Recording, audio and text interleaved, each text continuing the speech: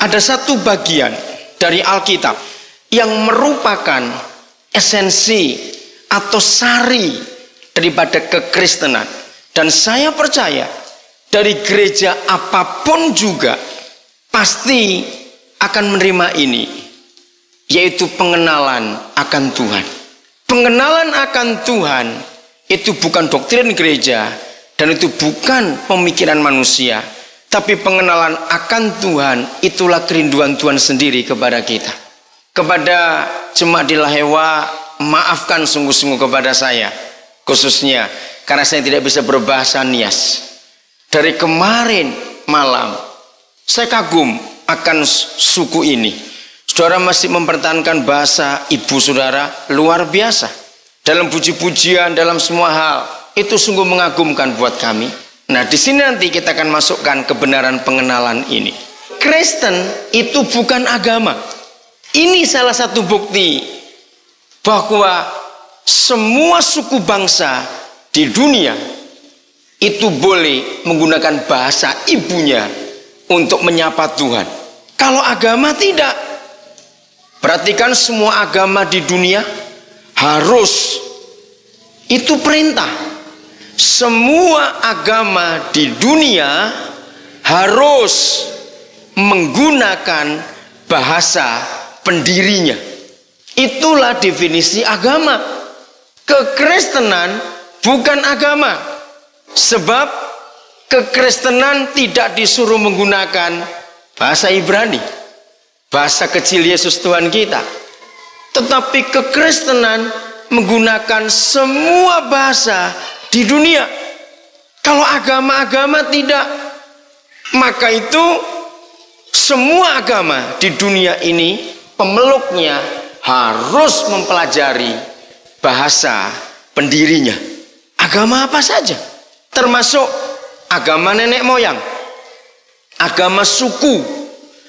Semua suku di dunia punya agama sebelum agama-agama yang diakui ini masuk.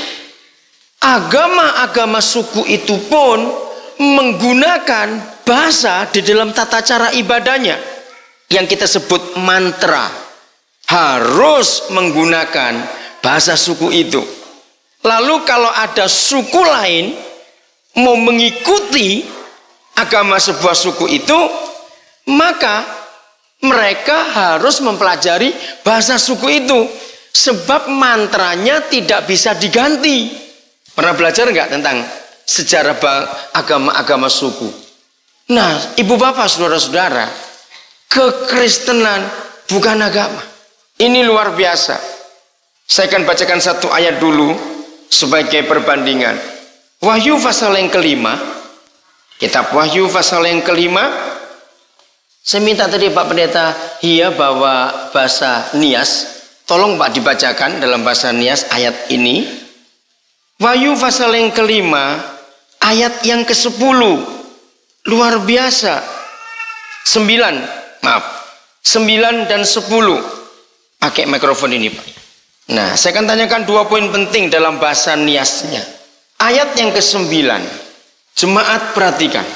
Begitu hati Tuhan kita untuk seluruh bangsa di dunia, maka dia berkata bahwa di sorga nanti harus ada masing-masing orang di dunia ini dibagi dalam 4 kelompok, yaitu tiap-tiap suku, tiap-tiap bahasa, tiap-tiap kaum, dan tiap-tiap bangsa. Ada tadi terjemahan bahasa Nias? Perhatikan, disebut tidak seluruh, tapi Tuhan membagi sampai sub yang terkecil. Apa bedanya suku dengan kaum? Beda. Batak itu satu suku, tetapi dibagi lagi kaum mereka. Ada Simalungun, ada Toba, ada Karo, dan macam-macam lagi. Nah, kemarin saya tanya tentang Nias. Lalu Pak Cibua memberitahukan, Pak Gula memberitahukan juga. Satu suku Nias di pulau ini. Tetapi begitu sampai Teluk Dalam, bahasa sudah beda lagi. Coba bayangkan. Nah nanti yang di sorga, Tuhan tidak boleh hanya menyebut orang Batak. Tidak boleh. Yang di sorga Tuhan gak boleh nyebut cuma orang Nias. Harus diteliti lagi. Ini Batak mana? Nias mana? Pokoknya semua orang yang menggunakan bahasa apa saja harus ada di surga. Nah ibu bapak saudara-saudara, ini bukan agama. Sebab Tuhan Yesus tidak menyuruh semua pengikutnya menggunakan bahasa dia, tapi menghargai. Luar biasa itu. Maka itu kalau kita belajar misalnya beragama yang lain, kita mesti pelajari bahasa mereka. Itu keharusan, tidak bisa tidak. Nah di sini kita melihat betapa hebatnya Tuhan. Lalu ayat 10, di dalam terjemahan bahasa Indonesia diperlunak. Setelah Tuhan Yesus membeli, ini kata-kata yang luar biasa. Tidak ada Tuhan lain di dunia ini yang membeli manusia jadi miliknya. Tidak. Tuhan-Tuhan yang lain yang disembah oleh agama-agama itu justru hanya memberi peraturan untuk diikuti. Tetapi kalau Tuhan Yesus tidak, di dalam definisi agama yang dianut oleh seluruh manusia di dunia, begini kata agama: usaha manusia untuk mencari Tuhan, itulah agama. Saya ulangi lagi, definisi agama adalah usaha manusia untuk mencari Tuhan. Maka itu muncullah peraturan-peraturan yang berbeda-beda pada tiap agama. Sebab itu usaha masing-masing. Siddhartha Gautama menemukan cara, begini cara mencari Tuhan. Dia dirikan Buddha.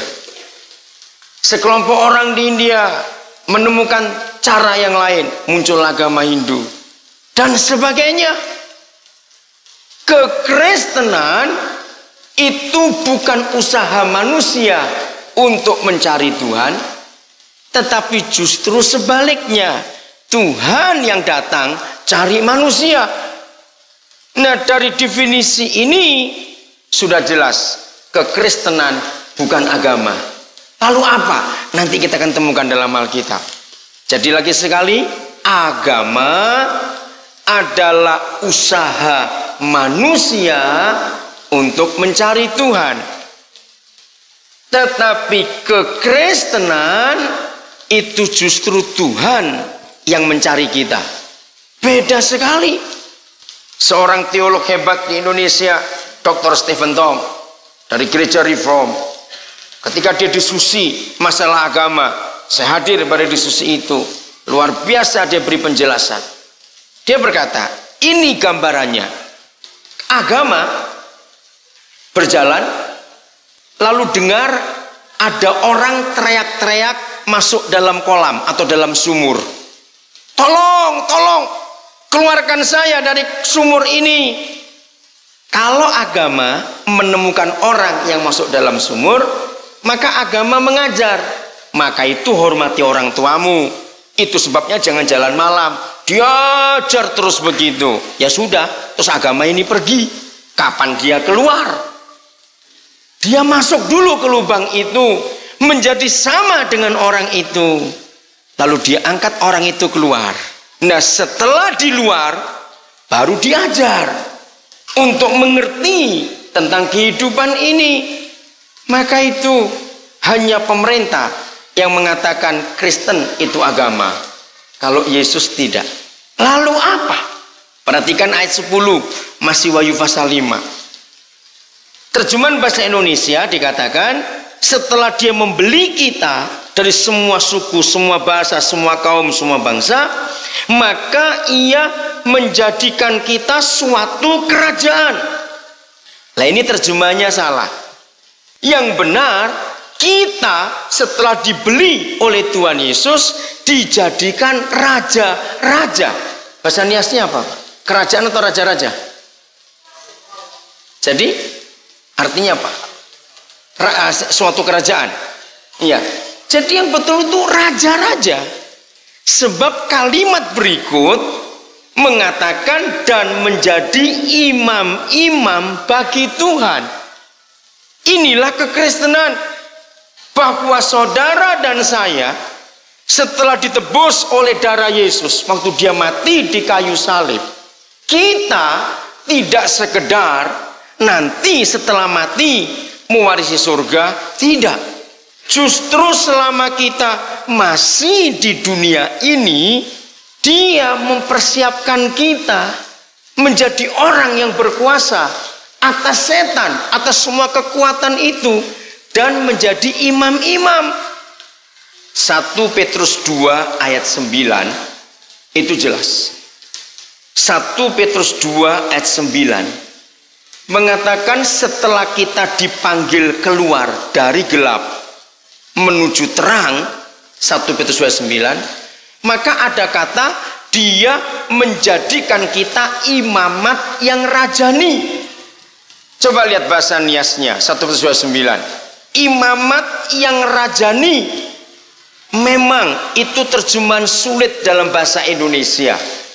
Anak-anak kita nggak akan mengerti kata itu. Apa itu imamat yang rajani? Maaf, ayat 10 Wahyu 9 tadi. Orang-orang yang dibeli oleh darah Tuhan Yesus itu menjadi imam-imam bagi manusia yang lain di dunia ini, supaya imam-imam itu membawa orang datang kepada Tuhan. Tapi kita juga jadi raja-raja. Bukan raja yang punya pemerintahan atas sebuah wilayah. Tidak, saudara. Tapi Tuhan tahu setiap kali ada manusia percaya Yesus, maka dia pasti berurusan dengan neraka, dengan kerajaan setan. Nah, kalau Tuhan tidak memberi kita otoritas raja, pasti kita kalah dengan roh-roh kegelapan itu tadi. Apa Pak? Iya, terjemahnya imamat yang rajani dalam bahasa Nias. Ere salawah. Sama artinya imamat yang rajani. Nah, itulah kita. Jadi semua orang nanti kalau saudara sudah selesai CD, percayalah bahwa saudara punya hak dua ini, raja-raja dan imam-imam. Saudara nggak perlu takut lagi dengan kuasa-kuasa gelap. Saya nggak tahu istilahnya apa itu bahasa Nias itu. Kalau orang daerah timur menyebut suanggi, itu orang paling takut. Tahu kalau sini apa? Nggak usah takut. Sebab setelah saudara mengaku percaya, langsung saat itu ada otoritas kerajaan yang turun dalam kehidupan anak-anak Tuhan. Ini suatu kebenaran yang luar biasa.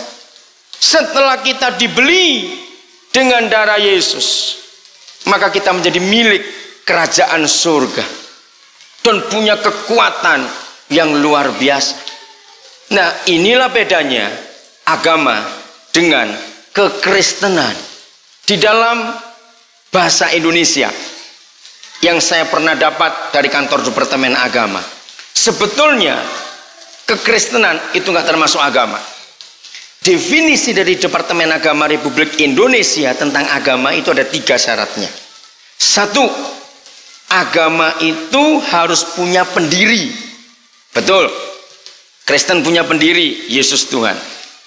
Yang kedua, agama itu harus punya kitab suci. Kita punya.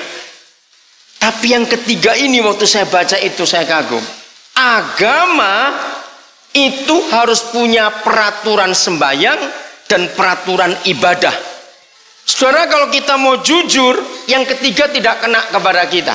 Sebab Tuhan Yesus, kita lihat Injil, tidak ada satupun ayat yang menuliskan dalam Injil bahwa inilah peraturan ibadah kita dan inilah peraturan sembahyang kita. Tidak ada di Alkitab. Berarti kita nggak termasuk agama. Karena yang ketiga tidak ada. Semua agama punya peraturan sembahyang. Jam sekian cara sembahyang beda. Tanggal sekian cara sembahyang beda. Itu agama. Semua diatur dalam kitab suci mereka. Begitu pula ibadah. Semua agama punya tata cara ibadah, pendirinya mengaturnya. Tapi Tuhan Yesus tidak. Mengapa? Ini yang luar biasa. Sebab pencipta alam semesta itu Bapakmu. Perhatikan, tidak ada agama seperti kekristenan yang memberitahukan pencipta alam semesta dipanggil Bapa. Saya tidak tahu istilah orang Nias. Apakah Lawalangi ada hubungan dengan figur seorang ayah atau tidak? Saya belum menyelidiki hal ini. Dia itu Bapa. Saudara, kalau toh ada seorang jenderal dari Nias, jenderal ini masih dinas, belum pensiun, tapi masih dinas. Saya mau tanya, apakah karena dia jenderal, lalu kalau di rumah dia pakai peraturan militer ketika istrinya dan anak-anaknya bicara, siap gerak, anak melulu siap gerak, mau capek begitu? Betul nggak? Ngerti contoh ini? Nah, Papa di sorga itu Papa. Jadi kalau anak-anaknya ketemu dia, nggak pakai peraturan ini itu, sewaktu-waktu boleh datang kepada Bapaknya. Inilah Kristen. Jadi kita dekat dengan dia, tidak jauh, tidak ada jarak, tapi satu. Nah, kalau kekristenan tidak menggunakan dasar ini, maka jadilah kita cuma sekedar hidup beragama, rasanya jauh dari Tuhan itu. Nah, katekisasi siang ini kita akan belajar tentang hal ini. Mari kita lihat dulu 1 Korintus 1 ayat 9. Ayat ini akan menolong kita untuk mengerti. Luar biasa. 1 Korintus 1 ayat 9. Saudara perhatikan, panggilan tertinggi. Saya sempat simak kata Lawalangi, yang memanggil kita kepada persekutuan dengan Yesus Kristus Tuhan anaknya adalah setia. Ibu bapak saudara dikasihi Tuhan, adik-adikku remaja pemuda yang ikut katekisasi, perhatikan, panggilan tertinggi bagi orang Kristen itu bukan panggilan beribadah. Panggilan tertinggi bagi orang Kristen bukan panggilan untuk menjadi hamba Tuhan.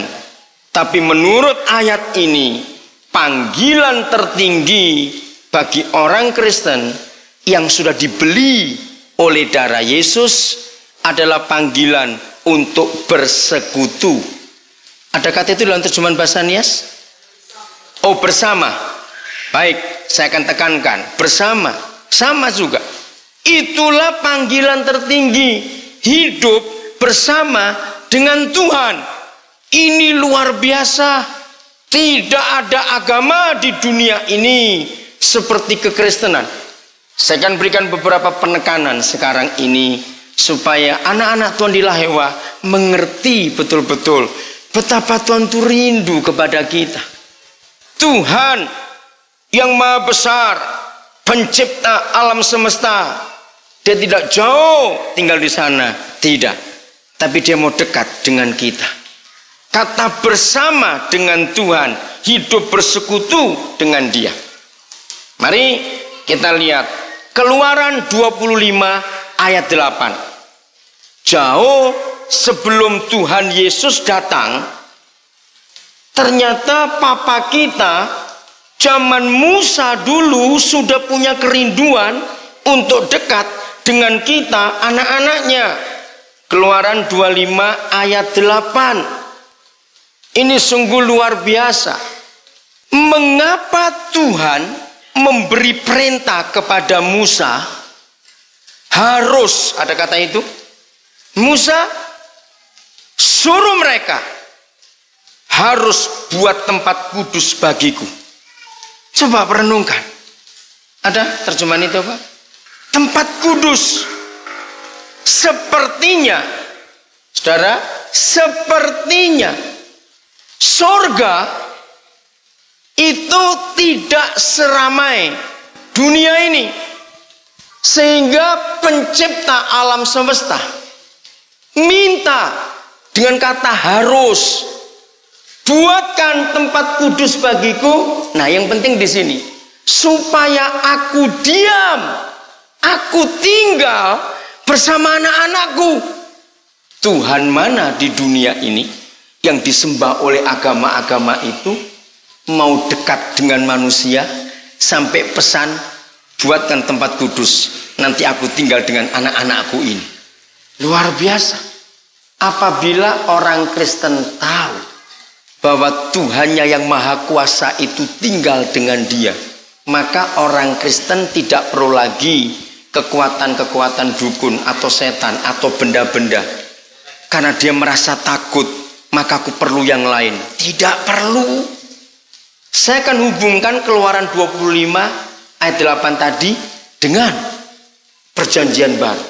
Satu-satunya Tuhan di seluruh alam semesta jagat besar ini, hanya Tuhan kita yang mengatakan Immanuel. Betul? Immanuel. Tuhan yang bersama-sama dengan kita, menyatu dengan kita. Saya dapat informasi, pengikutnya masih ada sekarang, walaupun pendetanya sudah meninggal. Ternyata ada sekelompok orang Kristen di Nias menjadikan kata Immanuel jadi salah, maka terjadi aliran sesat di daerah ini. Saudara, Yesus Tuhan itulah Immanuel buat kita semua. Bayangkan, takut apalagi hidup kita dengan kuasa-kuasa yang lain. Zaman Musa jauh dari zaman Yesus, tapi sudah ada perintah, buatkan tempat kudus supaya aku Tuhan diam, tinggal. Memakai kata itu juga dalam bahasa Nias, tinggal atau apa? Sama. Tuhan mau di dunia dengan kita. Tuhan mau tinggal di Lahewa dengan kita semuanya. Coba bayangkan, kalau ada Tuhan di tempat kita, maka setan akan pergi. Jadi jangan takut setan, anak-anak Tuhan. Tidak perlu kita kekuatan-kekuatan lain lagi. Cukup mengadakan Yesus Tuhan kita yang sudah mengalahkan neraka. Nah, konsep ini perlu ada pada pikiran kita. Yohanes 14. Yohanes 14. Kita akan melihat. Jadi semua anggota katekisasi, ayo kita ubah cara iman kita di dalam Yesus. Yohanes pasal yang ke-14.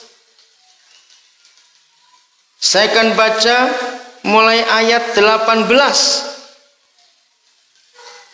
Di mikrofon itu bisa juga ya Pak Iya ya? Tes, coba tes. Oh belum, nggak bisa Pak, saya kasih. Saya baca dulu dalam bahasa Indonesia. Ayat 18. Aku tidak akan meninggalkan kamu sebagai yatim piatu. Aku datang kembali kepadamu. Coba bayangkan, anak-anak Tuhan, Yesus Tuhan berkata, aku tidak membiarkan kamu sendiri. Tolong bacakan Pak. Ada kata yatim piatu? Iya. Tidak ditinggalkan. Tolong Pak ya, kalau ada perbedaan penekanan antara Indonesia dan bahasa Nias, tolong sebutkan supaya saya juga tahu.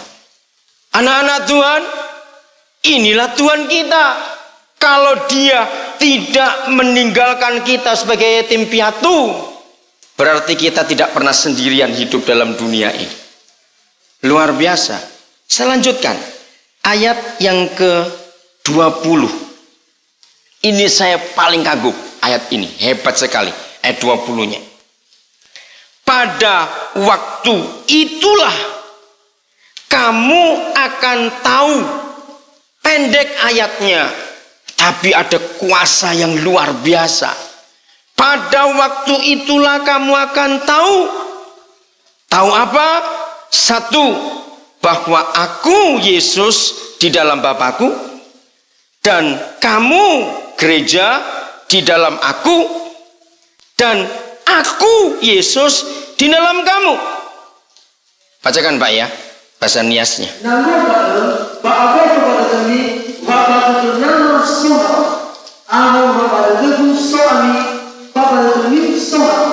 Sama? Mari saya mau tanya kepada saudara sebagai orang Kristen. Maka itu dalam hidup saudara tidak perlu kita takut apa-apa. Perhatikan, kalau kita tidak perlahan mengerti ayat 20, cepat-cepat saja kita baca, tidak ketemu kebenaran. Satu, Yesus di dalam Bapanya. Sudah? Yang kedua, kita di dalam Yesus. Pertanyaan saya, berarti semua orang yang di dalam Kristus, seperti ayat kemarin Galatia 3 ayat 20, kita dilindungi oleh berapa kekuatan? Ayo cepat mikir. Yesus di dalam Bapa, kita di dalam Yesus. Kalau setan mau mengganggu kita, mungkin pertanyaan lebih jelas, setan harus melewati berapa pribadi dulu? Ayo cepat jawab. Berapa ayo? Yesus di dalam Bapa, lalu kita di dalam Yesus. Ayo cepat jawab. Jadi kalau si jahat, roh-roh kegelapan, kuasa-kuasa dukun, hobatan, apa saja namanya, mau menyerang kita, dia harus lewat berapa barikade? Kalau saya pakai istilah tentara. Ayo cepat jawab. 2. Setan harus melewati Bapak dulu. Kira-kira berani nggak? Ayo jawab cepat. Berani nggak setan mau menerobos kuasa Bapa kita yang hebat itu? Oh, tidak berani. Misalnya kalau toh Bapak lolos, dia masih menghadapi Yesus. Sebab kita di dalam dia. Nah, perhatikan ibu bapak saudara dikasih Tuhan. Ini pun belum selesai. Setelah kita di dalam Yesus, yang mana Yesus di dalam Bapa, masih ada satu lagi. Kalimat terakhir perhatikan. Siapa yang di dalam siapa? Kalimat yang terakhir tadi. Iya, yang keras Pak ya. Kalimat yang terakhir, Yesus yang di dalam kita. Berarti kita ini terlindung aman luar dan dalam. Saudara, inilah kekristenan yang agama-agama lain tidak punya konsep ini. Maka itu kalau sampai 138 tahun kekristenan dinias, lalu orang Kristennya masih takut menghadapi kuasa-kuasa lain, lalu menggunakan kekuatan tambahan, ada 2 yang salah. 1, kita belum mengenal dia. Yang kedua, kita menghina dia. Apa gunanya Paskah kita peringati? Yesus bangkit. Apa gunanya? Kalau firman yang seindah ini tidak kita alami dalam hidup, sehingga di rumah, di pintu rumah kita masih taruh daun ini, masih taruh bungkusan ini. Di ruangan rumah kita masih tanam ini, kita masih oles minyak itu. Apa gunanya? Kalau Yesus di dalam Bapa dan kita di dalam Yesus dan Yesus di dalam kita, luar biasa. Nggak cuma itu saja. Mari kita lihat selanjutnya. Masih pasal 14 ayat yang ke-21. Ini luar biasa. Barang siapa memegang perintahku dan melakukannya, dialah yang mengasihi aku. Dan barang siapa mengasihi aku, ia akan dikasihi oleh Bapakku, dan aku pun akan mengasihi dia dan menyatakan diriku kepadanya. Bacakan bahasa Niasnya Pak ya. Siswa obosa anakku, solo ya ia datang ke masih o. Bagi masih nama tu ke masih o. Bagi otoi o masih ia, kalau mahu ke otoi. Saudara dan saya yang percaya kepada Tuhan Yesus, kita ini disayangi, dicintai, dikasihi oleh 2 pribadi yang luar biasa itu. Bapa mengasihi kita, ternyata Tuhan Yesus pun mengasihi kita. Jadi kalau sampai ada anak-anak kita, maaf saya harus katakan ini, ketika saya dengar kabar-kabar dari beberapa keluarga Nias yang saya kenal, tidak sedikit anak-anak kita, memang lebih banyak yang perempuan daripada yang laki-laki, karena butuh dicintai, lalu memberikan hidupnya kepada orang beragama lain dan menukar imannya gara-gara perkawinan. Itu menyedihkan sekali. Diharap mulai tahun ini, tolong tidak ada lagi anak-anak kita yang dicuri oleh iblis hanya gara-gara perkawinan saja. Kalau hanya membutuhkan kasih sayang, firman ini cukup. Yesus dan Bapa mengasihi kita. Kurang apa lagi? Tunggu anak-anak muda sampai waktu Tuhan datang, bahwa jodohmu Tuhan yang menyediakannya. Ambil keputusan adik-adikku, engkau jangan menjual Yesus hanya gara-gara kawin. Terlalu murah Yesus itu. Kalau cuma ditukar hanya dengan seks atau pernikahan saja, terlalu murah.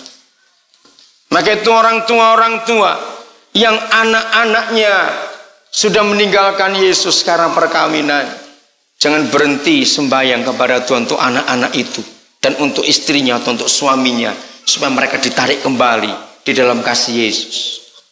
Karena kita tahu, saya percaya dalam salah satu pelajaran katekisasi kita diajar, tidak ada jalan lain ke surga kecuali lewat Yesus. Nah, kalau kita tahu akan kebenaran itu, mengapa kita lebih pilih neraka, mengikuti jalan lain yang memang tidak akan sampai ke sana? Hanya Yesus. Satu kali, waktu itu saya jadi pembicara di satu pertemuan mahasiswa Kristen Katolik di Surabaya. Pak Markus Daily sebagai salah satu dosen, dan dia juga mengundang saya untuk di situ. Ternyata dalam diskusi itu ada peserta dari Islam, dari IAIN, Institut Agama Islam Negeri. Tidak tahu. Taunya setelah diskusi, dia berdiri mahasiswa itu. Nah, begitu berdiri, dia menyebutkan diri, saya nama ini. Wah, dengar nama aja orang tahu. Kenapa bisa masuk? Langsung dia nyebutkan saya dari perguruan tinggi Islam itu. Wah, lebih kaget lagi. Lalu saya tenangkan panitia untuk tidak panik, karena seharusnya tidak boleh ada orang lain yang masuk, hanya Kristen Katolik saja.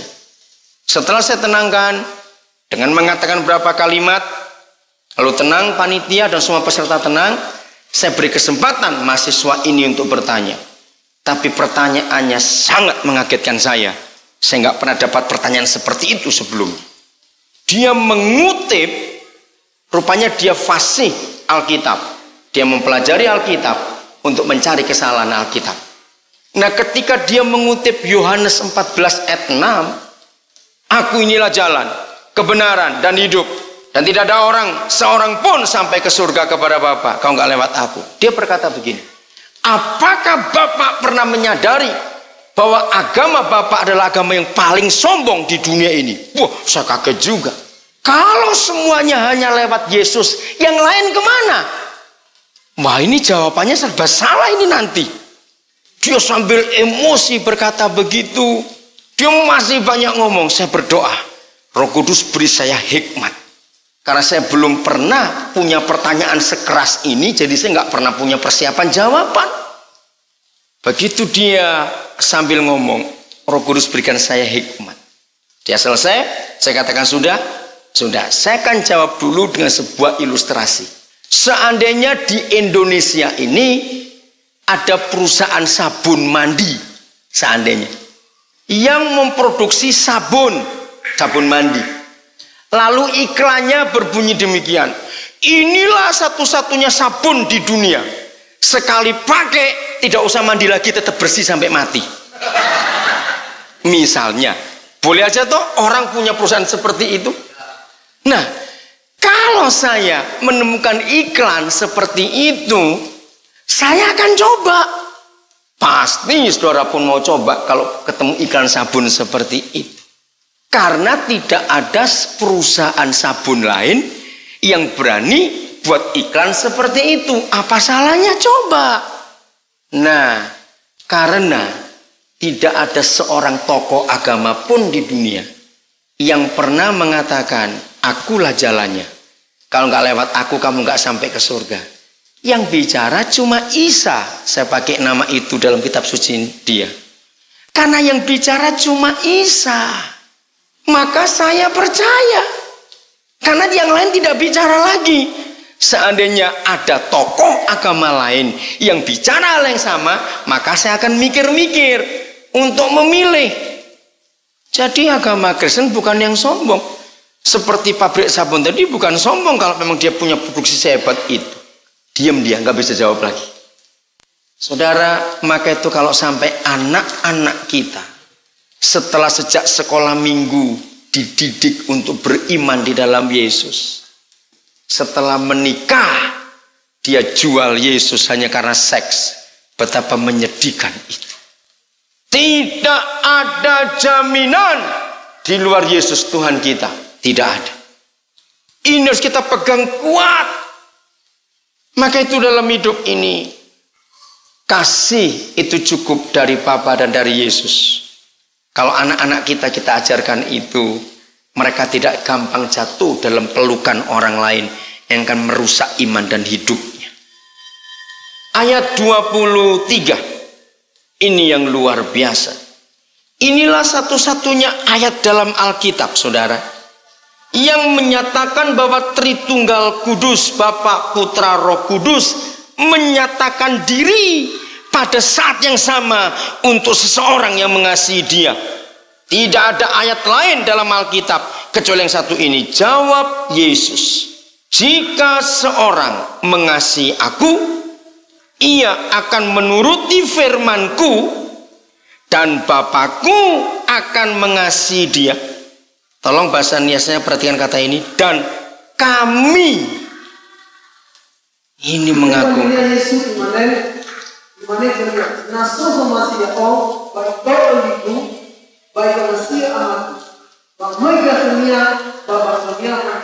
Ada kata kami itu. Ini satu-satunya ayat dalam Alkitab, saudara, yang menyatakan Tritunggal Kudus, Bapa, Putra, Roh Kudus datang kepada gerejanya sekaligus pada saat yang sama. Dan mereka berkata, kami akan datang kepadamu dan diam dengan kamu. Mana ada agama sehebat ini di dunia? Jadi orang Kristen tidak boleh jauh dari Tuhan. Tuhannya dekat dengan kita. Kami akan datang kepadamu. Dan luar biasa. Dan dikatakan, dan diam bersama-sama dengan orang itu. Bapa, Putra, Roh Kudus di dalam Yesus Kristus diam di rumah kita dalam hidup ini. Inilah kekristenan. Maka itu kalau kita tidak mempunyai hubungan yang baik, yang dekat dengan Tuhan, tidak mungkin. Maka itu ketika murid-murid Tuhan Yesus pertama kali minta diajar, guru, ajari kami sembahyang. Karena Yohanes muridnya diajar sembahyang, ahli Taurat pun muridnya diajar sembahyang. Kenapa engkau nggak ngajar kami sembahyang? Lalu Tuhan Yesus berkata, dan begitu gampang. Oh, kamu minta diajar sembahyang. Baik, begini kamu katakan, Bapa. Bahasa niasnya apa Bapa itu? Ama. Sapaan akrab, ama. Saudara, seorang yang mempelajari linguistik, ya, bukan bahasa, tapi ilmu bahasa-bahasa di dunia, dan dia itu penerjemah Alkitab. Mengapa di dalam bahasa Aram dan bahasa Ibrani, dan sama dengan bahasa Nias, kata pertamanya, kalimat huruf pertamanya, itu kata Bapa dipanggil Abba. Lalu seorang ahli linguistik mengatakan, perhatikan juga bayi-bayi Nias. Semua bayi di dunia sama. Semua bayi di dunia pertama kali bisa mengeluarkan suara pasti abjadnya itu A. Nggak ada bayi bilang B terus T. Wih, menakutkan bayi ini. Pasti semua bayi bilang A. Masih ingat tuh kalau pagi-pagi dia bangun? Nah, bagi seorang ahli bahasa, kenapa mesti A dulu? Sebab dia menyapa bapak abah. Orang Nes bilang amah. Orang Batak bilang amang. Luar biasa. Abah. Itu sapaan. Gimana ayat yang membuktikan? Mazmur 8 ayat 2 membuktikan itu. Baca bahasa Indonesianya, dari mulut bayi-bayi dan anak-anak yang menyusu telah kau letakkan dasar kekuatan karena lawanmu untuk membungkamkan musuh dan pendendam. Silakan bahasa Niasnya, Pak. Ayat 3 sama ya dengan ya. Nolah suatu abang orang bangkiri dalam orang bangkiri di sana bagi musuh. Berdugu mana? Bapak menurut sifat itu adalah awal dalam orang barat. Mengapa dari mulut bayi-bayi dan dari mulut anak yang masih menyusu diletakkan sebuah fondasi, sebuah dasar bangunan, satu kekuatan karena lawan-lawan? Ternyata anak-anak bayi dari bangsa apa saja di dunia sudah diajar memanggil amah sebelum dia tahu siapa-siapa di dunia.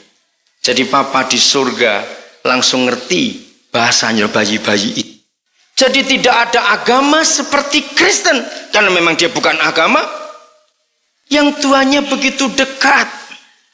Maka itu sebagai anak-anak Tuhan, mari kita teruskan itu. Yang berikut, agama Kristen, kalau saya pakai kata agama, adalah satu-satunya agama di dunia ini yang mengajarkan antara yang disembah dengan kita yang menyembah itu hubungannya suami istri. Wah, ini lebih dekat lagi daripada anak dengan bapaknya. Hubungan suami istri, tidak ada agama di dunia ini seperti ini pengajarannya. Dan sungguh luar biasa. Mari kita lihat Matius 6 ayat 6. Ini agama yang paling aneh di dunia. Matius 6 ayat yang ke-6. Begini kata Tuhan. Matius 6 ayat yang ke-6. Tetapi jika engkau berdoa, masuklah ke dalam kamarmu, tutuplah pintu, dan berdoalah kepada Bapamu yang ada di tempat tersembunyi. Maka Bapamu yang melihat yang tersembunyi akan membalasnya kepadamu. Bacakan bahasa Niasnya, khususnya kalimat pertama itu, Pak. Tutup pintu itu yang penting. Ayat juga namanya bakai si bakat bapak ini, baru musim bapak ini bapak nada itu nama anda dari topini, dari sebelum nikah nama anda sangilah si topini. Sama ada kata tutup pintu, masuk kamar. Saudara, mari kita teliti.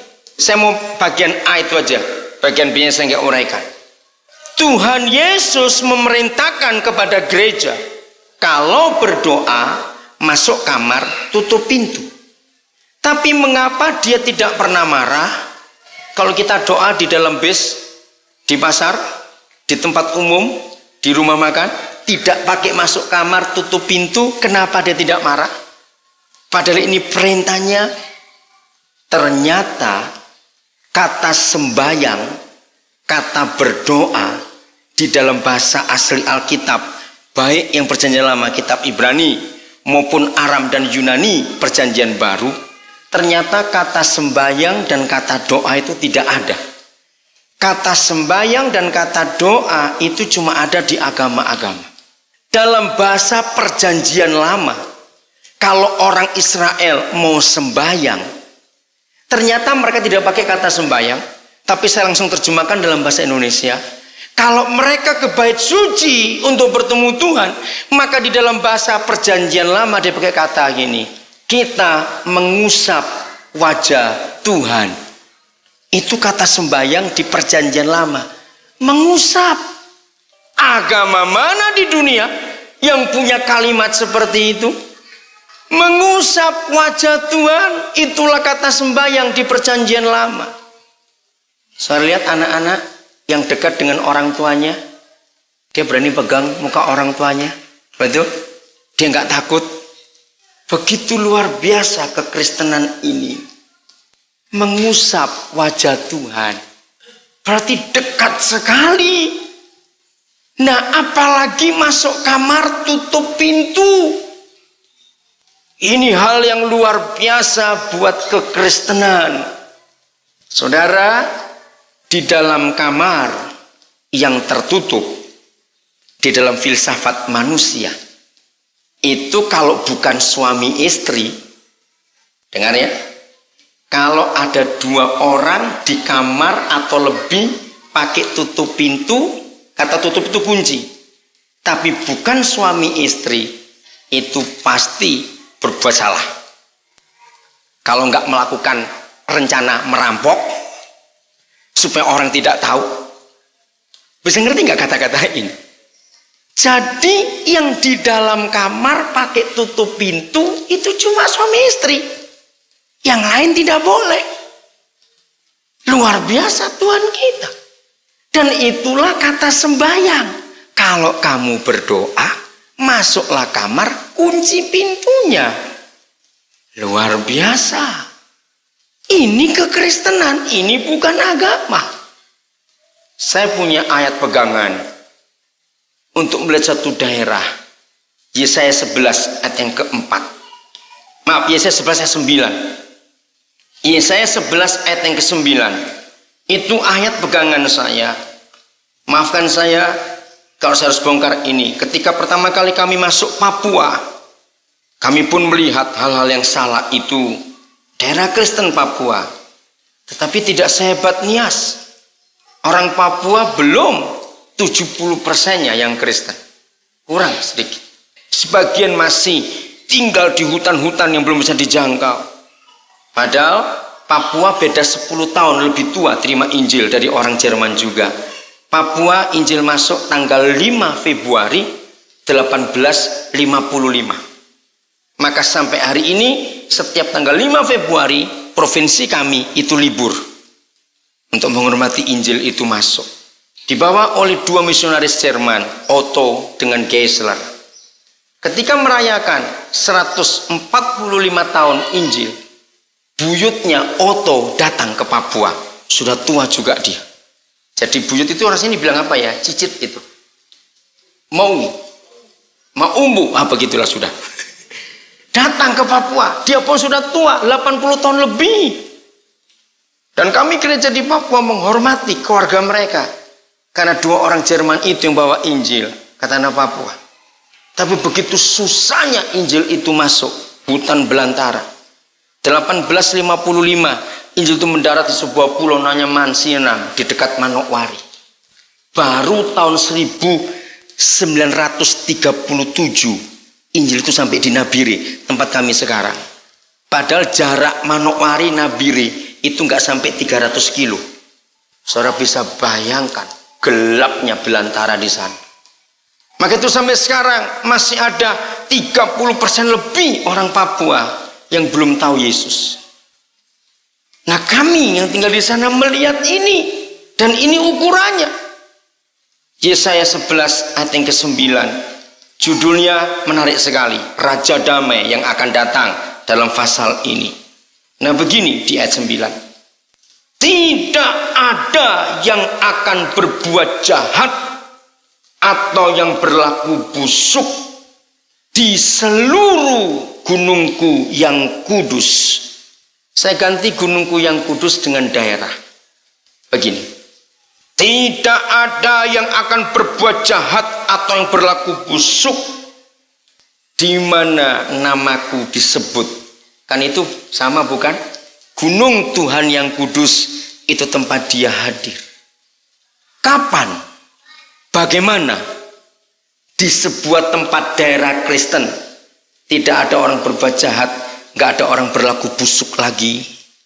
Sederhana penyebabnya, Ibu Bapak Saudara-saudara. Lihat kalimat berikut, sebab. Nah, ini penjelasannya. Silakan Pak Guru Jemaat. Sebab. Saya kagum dengan orang tua saudara ini, luar biasa. Saya bisa bayangkan waktu dia dulu masih jadi guru jemaat, pasti orang suka dengar dia khotbah. Dalam cara bicara dengan kami kemarin, dia tipe seorang guru pendidik yang bisa komunikasi baik dengan murid-muridnya. Sampai setua ini saja, dia komunikasi masih bisa ceria. Orang kalau bicara dengan dia tidak membosankan. Kira-kira dulu begitu enggak Bapak satu ini? Ya atau enggak Pak? Kira-kira yang tahu tua-tua di sini? Luar biasa orang tua tadi. Siapa namanya Pak? Siapa itu? Amawai. Begitulah sudah pokoknya. Saya nggak tahu, maaf. Tapi saya salut. Saya percaya kalau dia berkhotbah, kalau dia ngajar, pasti orang masih suka untuk dia dengar. Hebat sekali. Sama dengan gembala jemaat saudara sekarang. Terima kasih Bapak bisa ceria begitu Mbak jemaat ini. Pasti kalau Bapak khotbah jemaat juga pasti senang mendengarkan itu. Saudara, kembali pada ayat. Sebab apa alasannya di suatu daerah Kristen tidak ada yang berbuat jahat, nggak ada yang berlaku busuk? Sebab, hubungkan nanti dengan semua yang kita sudah baca ayat-ayat tadi. Seluruh nias, izinkan saya mempersempit wilayah. Sebab seluruh nias penuh dengan pengenalan akan Yahweh. Inilah kunci kekristenan, mengenal Tuhan. Saudara, sejak dulu di perjanjian lama, mulai zaman Nuh dipanggil, mulai Henokh, saya lari jauh dulu. Mengapa Henokh disebut sebagai orang pertama di dunia yang hidupnya bergaul dengan Tuhan? Itu disebut di kitab Kejadian. Henokh adalah orang yang hidupnya bergaul dengan Tuhan. Anak-anak Tuhan, saya belum tahu bahasa niasnya. Untuk seseorang bisa kenal seseorang di dunia ini cuma ada satu cara. Saya ulangi lagi. Untuk kita bisa kenal seseorang di dunia ini cuma ada satu cara. Bergaulah dengan orang itu. Nanti kita kenal. Atau mempelajari seseorang itu tidak mengenal orang itu. Tokoh-tokoh yang sudah mati, yang hebat-hebat, kita punya biografinya. Nah, kita bisa mempelajari. Oh, dia dulu begini, dia dulu begitu. Karena kita mau tahu siapa orang itu. Dia sudah mati. Tapi untuk mengenal seseorang itu tidak bisa mempelajari, tapi bergaul. Sama dengan Tuhan kita. Untuk bisa mengenal dia, kita tidak boleh mempelajarinya. Maka itu teologi itu baik supaya kita bisa hidup dengan agama-agama lain bagaimana. Tetapi untuk mengenal Tuhan, perhatikan saudara, tidak bisa dengan teologi. Sebab teologi itu ilmu, Tuhan itu pribadi. Jadi teologi harus dilengkapi dengan pengenalan akan Tuhan, dan itu pergaulan. Kalau teologi tidak dilengkapi dengan pergaulan dengan Tuhan, akhirnya akan mengeluarkan cuma peraturan. Bagus, tetapi fakta berbicara. Daerah-daerah Kristen yang tidak menekankan pengenalan akan Tuhan, maka umatnya jauh hidup dengan Tuhan. Maka itu umatnya perlu kekuatan lain untuk mendampingi hidupnya, karena belum kenal siapa Tuhan itu.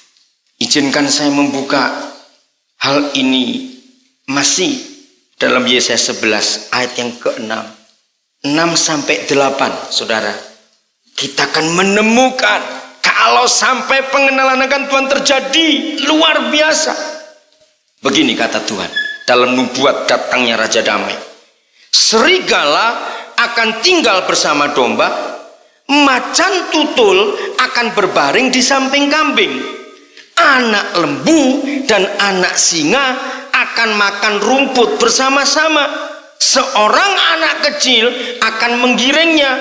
Lembu dan beruang akan sama-sama makan rumput, anaknya akan sama-sama berbaring. Sedang singa akan makan jerami seperti lembu. Anak yang menyusu akan bermain-main dekat liang ular tedung, dan anak yang cerai susu yang baru disape akan mengulurkan tangannya ke sarang ular beludak. Bacakan Pak ya. Wah, ini luar biasa saudara. Kalau suatu daerah penuh dengan pengenalan akan Tuhan. Ayat 6-8 Pak. Paurutu dania kalau memiliki nasi batua, basi malam hari mau memiliki nasi batua. Orang zali, orang zino, basami pula, paurutu, katola, kubalorang. Sami seabe, basirupa seabe, basorutu para delima. Bahasa pernah hari nere, bahasa batu dania zino, tu zali. Pamainai berbaba bagi gula sibat aikan na berbagi musuh bagi tu pertananya dari ke si bohong aikan. Mungkin binatang-binatang ini ada sebagian yang tidak ada di Nias. Beruang mungkin tidak ada. Ada beruang nggak di sini Pak? Tidak ada. Tapi kita tahu bagaimana binatang makan rumput. Kalau anak sekolah belajar herbivora, bisa kumpul dan rukun damai dengan binatang yang pemakan daging karnivora. Dan yang lebih luar biasa lagi, binatang-binatang jahat itu bertobat saudara. Makan jerami, makan rumput. Luar biasa. Bicara perdamaian dunia, inilah ayatnya. Kalau Saddam Hussein bertobat, Bush bertobat, akan kayak begini kejadiannya. Nggak ada perang sekarang ini di sana. Karena manusia tidak bertobat. Saudara, singa itu makanannya adalah kambing. Tapi karena singanya bertobat, kumpul tidak dimakan. Luar biasa. Itu terjadi di gunung yang kudus karena pengenalan akan Tuhan. Maaf lagi sekali. Maaf. Inilah tugas gereja di Nias.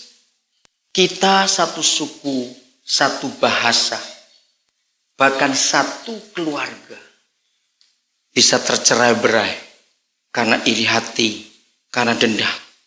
Bukan rahasia. Umum tahu bagaimana kecemburuan kita kalau lihat seseorang naik, entah itu di gereja, entah itu di pemerintahan.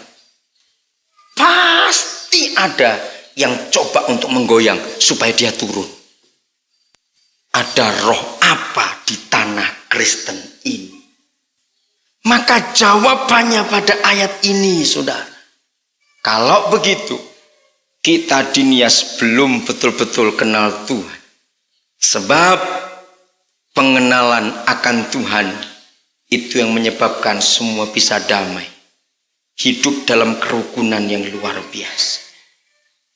Maka itu selama di Gunung Sitoli, kami tim bersepakat menyatakan, di Nias jangan ditambahi gereja baru lagi. Cukup sudah, terlalu banyak nama gereja.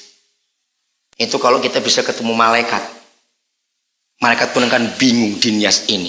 Banyak betul nama ini. Jangan ditambahi lagi. Kalau kita tersinggung, kalau kita tidak suka satu dengan yang lain, tahan. Ingat tadi malam, dengki harus kita buang. Sebagai salah satu tanda kita ini milik Kristus atau tidak. Dengki, iri hati harus kita buang. Saudara, dalam kehidupan ini pengenalan akan Tuhan mutlak. Kita bergaul dengan Dia. Maka itu kekristenan tidak ada peraturan jam sembahyang. Mau jam berapa saja boleh sembahyang. Betul? Tidak diatur harus di tempat duduk, harus begini, harus begitu. Tidak. Mau di laut, mau di ladang, mau di rumah, mau di tempat tidur. Kita boleh untuk menghampiri Tuhan kita. Kalau kita bicara, kita berdoa, itu seperti anak ngomong dengan papanya. Pertama kali kemarin malam saya dengar doa Bapak kami dalam bahasa Nias. Luar biasa. Saudara, ketika pertama kali saya ke Amerika tahun 81, saya bingung.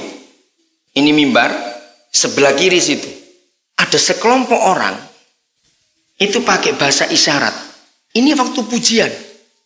Saya bingung, apa orang-orang itu? Karena saya belum pernah lihat di gereja manapun di Indonesia. Dan itu pertama kali saya ke Amerika tahun 81 itu. Terus diberitahu, itu orang bisu dan tuli. Oh, mereka memuji Tuhan. Jadi nggak pakai bahasa daerah, nggak pakai bahasa Inggris, pakai bahasa isyarat. Nah, waktu sembahyang, saya melek, saudara. Saya ingin tahu. Waktu itu saya menangis betul-betul. Ternyata mereka juga sembahyang kepada Bapa pakai bahasa isyarat. Tuhan mana di dunia yang ngerti doa bahasa itu? Karena semua harus pakai bahasa pendirinya. Coba bayangkan. Hebat sekali. Waktu di Gunung Sitolo saya berkata gini, maaf ini, jangan ada yang tersinggung. Semua agama, saudara, waktu mereka kusuk sembahyang, maaf ini, kentut, itu batal, harus mengulang lagi. Pernah tahu nggak? Kalau kita terus atau batal, ayo jawab. Maaf ya, maaf, jangan marah saya ngomong ini. Ini suatu bukti bahwa Papa kita boleh disapa jam berapa saja. Betul? Ama yang baik itu. Jadi untuk mengenal dia, bergaulah dengan dia. Mau di pasar, mau lagi mandi, sedang apa saja, Ama panggil dia. Sambil jalan, panggil dia. Percayakan firman ini. Inilah kekristenan. Ini sungguh-sungguh luar biasa. Saya akan berikan contoh. Ini contoh yang terakhir. 1 Samuel pasal 3. Ini contoh yang terakhir. Luar biasa. Siapa masih ingat berapa kali Samuel dipanggil Tuhan pertama kali pada pasal itu?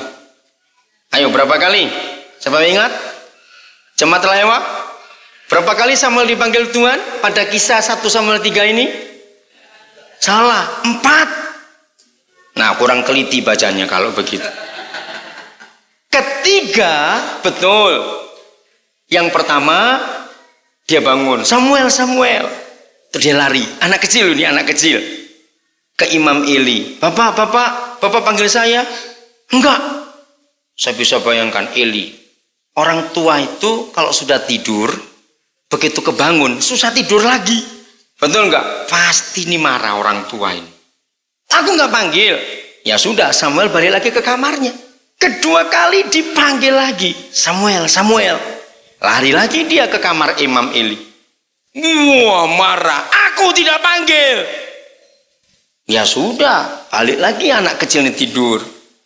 Ketiga kali dipanggil lagi. Kalau saya Samuel, saya telah tutup kuping saya. Ini pasti salah dengar sudah.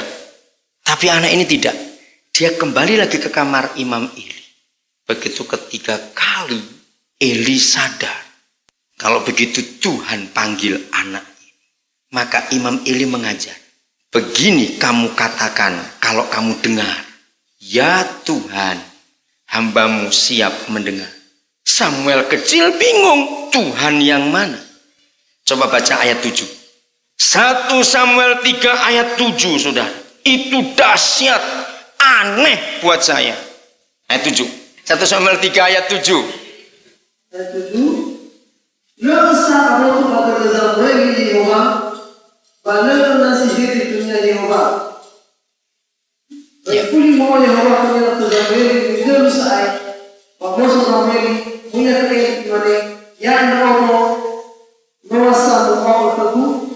Agenabo pada ini, pada muli Yehova si awal pada Ayat 7. Saudara perhatikan, ada 2 kriteria yang seharusnya Tuhan tidak bisa bicara kepada anak itu. Saya nggak tahu bahasa Niasnya. Bahasa Indonesia mengatakan Samuel belum mengenal Tuhan. Kedua, firman Tuhan belum pernah dinyatakan kepada anak kecil itu. Ada kata itu? Saya berpikir, saudara, mengapa yang maha besar, pencipta alam semesta, ama yang baik itu harus bicara kepada anak kecil yang belum kenal Tuhan dan belum tahu firman. Kesimpulan saya, dengarkan ini anak-anak Tuhan. Hari itu di Israel tidak ada satupun baik imam, baik umat yang rindu untuk mencari Tuhan. Maka itu ayat 1 ditulis. Pada masa itu firman Tuhan jarang, penglihatan tidak sering. Bacakan bahasa Niasnya ayat 1-nya. Waono Tuhan Samueli, Musa naik pada waktunya Yehova, baru bawain, waktu Yehova, wahawara, berbudal, wakilatan, wakokotawasla. Ada kata itu, firman Tuhan jarang, penglihatan tidak sering. Saudara, apabila di sebuah negeri, apabila di sebuah gereja, para pemimpin mengalami masa seperti itu, berarti negeri itu, gereja itu tidak punya visi ke depan. Nah, sekarang saya mau balik. Papa, ama, itu bingung. Dia mau bicara. Dia mau komunikasi. Sebab dia ama yang baik, dia nggak bisa diam. Tapi dia cari di Israel pada masa itu tidak ada. Tapi ada banyak hal yang dia mau cerita. Sampai hari ini para teolog belum bisa menemukan alasan tepat. Mengapa anak sekecil itu yang belum kenal Tuhan dan belum pernah dengar firman diajak bicara. Bahkan ibu bapak saudara-saudara, firman yang diterima Samuel itu bukan untuk anak sekolah minggu. Itu untuk orang dewasa. Aneh sekali. Saya percaya Tuhan membutuhkan Samuel-Samuel untuk nias ini. Saudara, saya sebagai pengamat di dalam banyak hal, apa yang dikerjakan Pak Bupati Bahya yang pertama? Begitu memerintah nias. Saya kumpulkan beberapa informasi. Nah, buat saya cukup jawaban itu. Yang paling indah, Pak, kota Gunung Sitoli jadi terang kalau malam. Maksudnya, sejak Pak Bupati ini, maka jalan-jalan Gunung Sitoli ada lampu. Buat saya itu cukup satu tanda. Saudara, Nias jadi kabupaten sejak tahun 48. Sejak ada listrik, saya tidak tahu tahun berapa. Berarti para pemimpin terdahulu membiarkan Gunung Sitoli itu gelap gulita kalau malam. Nah, ketika Pak Bahya jadi bupati, terang dibuat dulu. Itu nubuatan. Begitu dunia kacau balau dirusak oleh iblis, kejadian 1 dan 2, maka ayat 3 muncul. Yang pertama Tuhan ciptakan, jadilah terang. Nah, buat saya ini satu visi.